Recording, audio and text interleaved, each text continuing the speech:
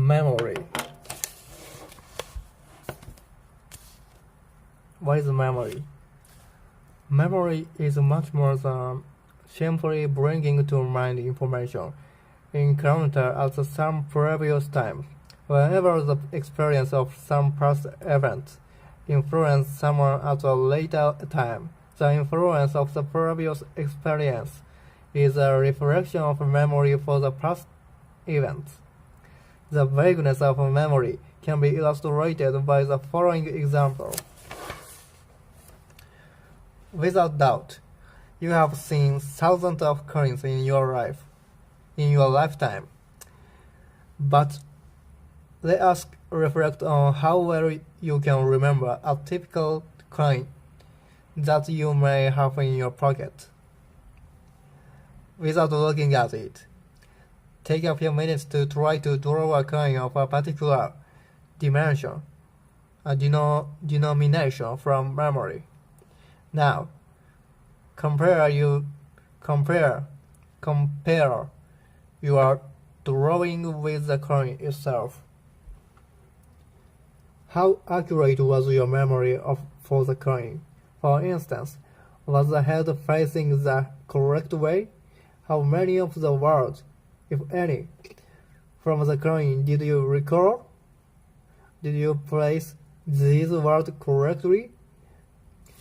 Systematic studies were conducted into this very topic in the 1970s and 1980s. Researchers found that, in fact, most people have very poor memory for the very familiar things like coin. This represents a type of memory which we tend to take it for granted, but which, in a sense, doesn't really exist. Try it with other familiar objects in your environment, such as stamps, or try to remember the detail of the clothes that other people in your workplace or with whom you frequently socialize typically wear. The key point here is that we tend to remember the information that is most crucial and useful for us. For instance, we may be much better at recalling the typical size, dimension, or color of the coin than the direction of the head or the text on the coin, because the size, dimension, or color may well be more relevant for us when we are using money, for the primary purpose of the payment and exchange for which money was devised. And when remembering people, we will typically recall their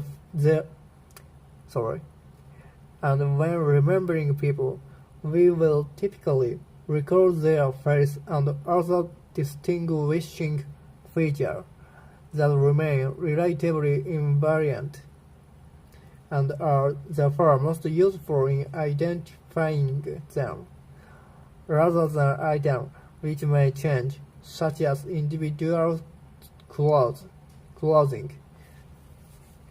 Instead of thinking of the coin and clothing, it is perhaps more straightforward for most people to consider the role of memory in the case of a student who attends a lecture, and later bring to mind successfully what was taught in the lecture in the examination hall. This is the type of memory that we are all familiar with from our own school days, but it may be less obvious that memory may still play an effective role for the student, even when the person doesn't remember the lecture or the information in itself, but instead use information from lecture more generally. Possibly, without thinking about the lecture itself or recalling the specific information that was presented in the context. such as process of memorizing is called episodic memory. In that case, of the student's more general use of the information presented in the lecture, we refer to this information as having entered semantic memory, which is broadly similar to what we also refer to as general knowledge. Furthermore, if the student later develops an interest or a marked disinterest in the topic of the lecture, the interest may itself reflect memory for the earlier lecture, even though the student might not be able to recall consciously having ever attended a lecture on the topic in question. Similarly, memory plays a role whether or not we intend to learn. In fact, comparatively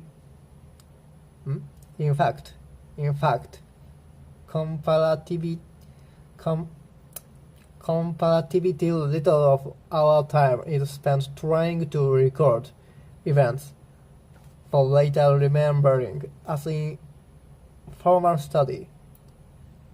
By contrast, most of the time we are simply getting on with our everyday lives.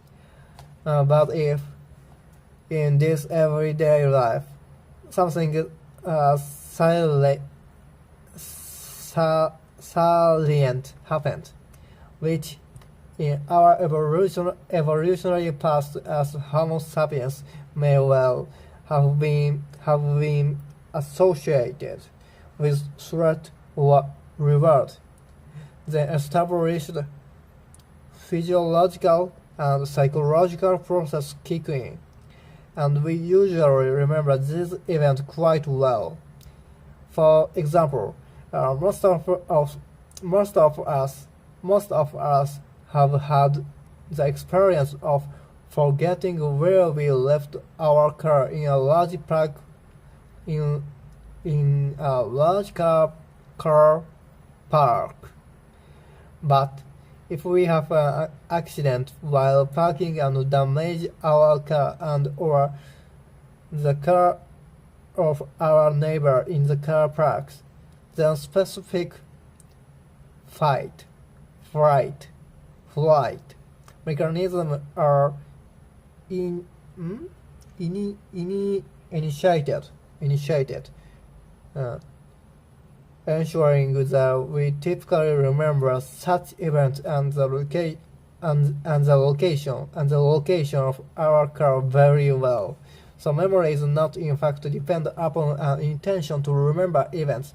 Furthermore, past events only have to influence our thought, feeling, or behavior, as we consider with the earlier example of the student attending the lecture. To provide sufficient evidence of our memory for these events. Memory also plays a role regardless of our intention to retrieve or utilize past events. Many of the influence of past events are unintended and may pop into mind unexpectedly.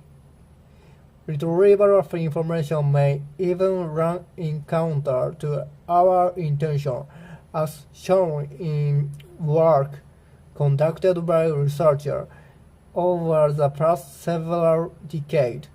This issue has become very topical of the late in the context of the phenomena such as retrieval of traumatic memory.